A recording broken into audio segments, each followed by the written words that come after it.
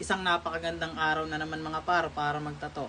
Syempre kasama lagi natin dyan ang Olympus Tattoo Care product. Share ko lang sa inyo mga yung stencil solution nila kung gaano kabisa.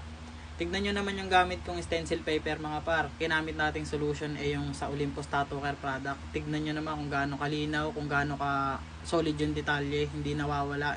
At ito pa mga hindi siya mabilis mabura on session. At tinitesting ko, binubura-bura ko ng basang tissue pero hindi siya ganun kabilis mabura kaya hindi ka maliligaw.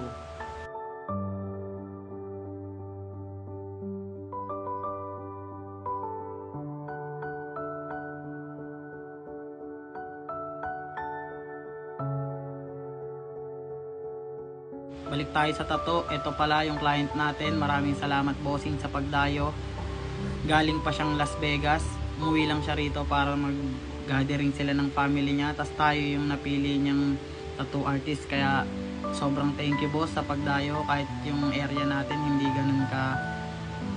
ganun kaganda, hindi ganun kaayos. Kasi alam nyo naman nasa bahay lang tayo. Tapos kung kilala nyo ako, marami akong alaga kaya nakakahiya, maingay yung aso ko. Syempre yung balahibo hindi rin maiiwasan, pero promise gagawan po namin ng paraan paano mai-improve yung mga ganong bagay. Pipilitin po namin maging komportable kayo, lalo na sa mga future client ko or sa mga repeat client.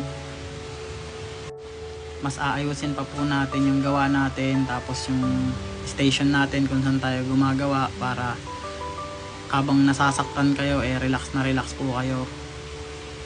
Thank you po talaga sa mga nagiging client ko kasi napakababait po nila. Kahit hindi ganun kaganda yung area pet friendly rin sila. Ayun yung maganda. Buti na lang talaga natatapat tayo sa mga client na mahaba ang pasensya. Maraming salamat po sa pagdayo at sa tiwala ulit bossing. Ingat daw po, sabi ni Sherlock.